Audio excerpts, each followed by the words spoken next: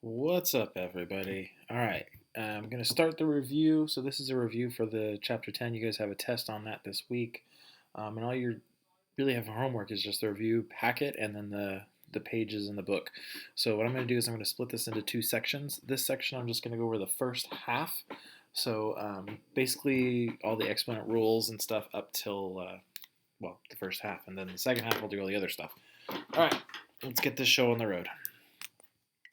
So first off, what is an exponent? So say you have an exponent like 3 to the third, right?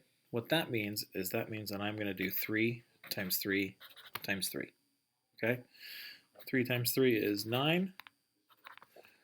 9 times 3 is 27, okay? That's all this is. That little number up at the top is just called, again, it's called an exponent. That's the power, and it's the base number for this, which is the bottom 3, multiplied the number of times equal to the power. Okay, so say we take another number. Let's do 4 to the, no, let's change this. Make it something I can do in my head. 2 to the fifth. Okay, so 2 to the fifth. So my base is 2, which means that's the number that's going to happen over and over and over again. 5 is the number of times I'm going to write it. So this is going to be 2 times 2 times 2 times 2 times 2. I have 1, 2, 3, 4, 5. 5 twos. Okay? 2 times 2 is 4. Times 2 times 2 times 2. 4 times 2 is 8. Times 2 times 2. 8 times 2 is 16. Times 2. 16 times 2 is 32. So 2 to the fifth equals 32. Right? That's your basic exponents. Okay? It works the same way with variables. And they're a little easier. So say you have like some variable like b to the third power. B to the third power is just b times b times b. I don't know what b is, so the only thing I can really do with this is say it's b to the third. Okay?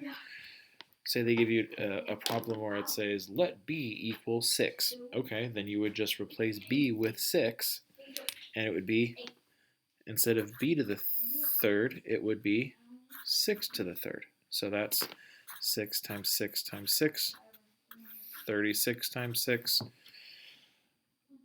I don't know. 36 times 2 is 72. 72 times 3, 216. I think I could be wrong. But anyways, that's your exponents. Basic stuff. Okay. Now let's move on to the next part, which is what happens when you have, say, two exponents multiplying each other. Again, this is called expanding it and breaking it down into its factors. It really helps to understand like how some of these exponent rules work. So say I have a to the third times a squared. Okay, I don't know what a is, so we just leave it as a. A to the third, let's change colors, a to the third is a times a times a, right? And it's a to the third times a squared, so that means it's times a times a.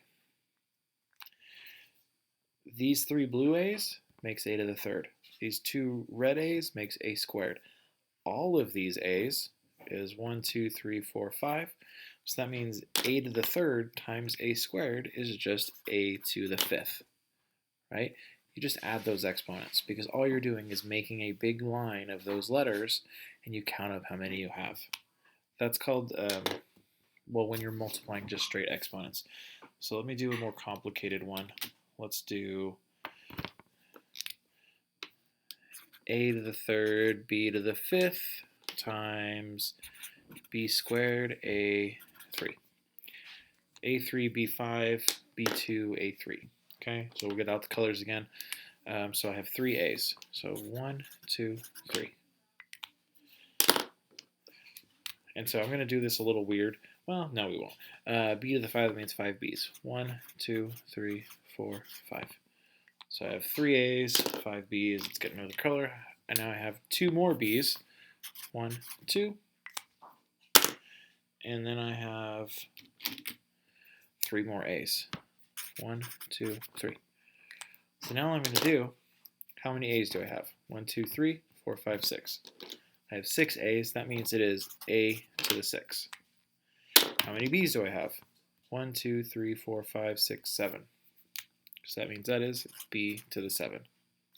Okay. When they're just multiplying like that, you have a to the third times a squared.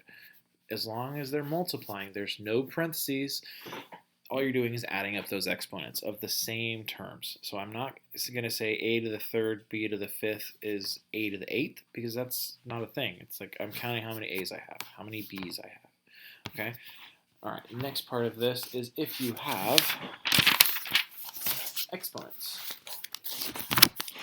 So let's say we'll stick with our a's. Let's do a to the fourth power squared.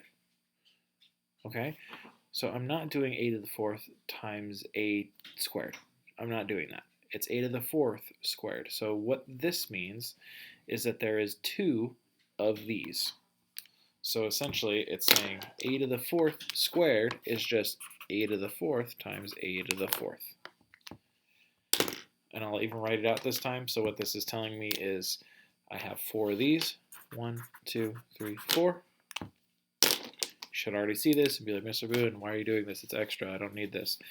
4 more a's. 1, 2, 3, 4.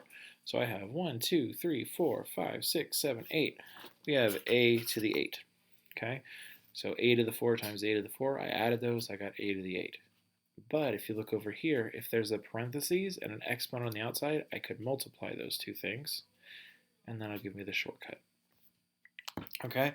So for example, say I have x to the third to the third. Okay, so again, this term in the middle happens this many times. x3 times x3 times x3. I'm not going to write all those x's out because you know it's just going to be a light like that. So I have x3, x3, x3, that's 3, 6, 9. What's 3 times 3? 9. So this is x to the 9. This is x to the 9. Those are your 2 basic properties for exponents and multiplying exponents. I'm going to do a couple tricky examples, and then I'm done. All right, that'll be the first video. Short and sweet. Okay, so let's do something like this. Negative 5x to the fourth times 3 x6. Okay, so ignore the 5, ignore the 3 at first. If I were to break this out, I would have 4 x's here and 6 x's there. So how many x's would I have in total? 10. So I'd end up with x to the 10, right? I know we're doing lots of weird like adding and counting and stuff, but at the end we're just multiplying. So what is 3 times negative 5? Negative 15. So the thing to remember is if they're just numbers, you just multiply them. The only time you do the weird like adding exponents is if they're variables. You're done. That's it. That's all you gotta do for that problem. It starts out looking really ugly, but all you do is multiply those coefficients, which is the first number, and add up those exponents. Okay?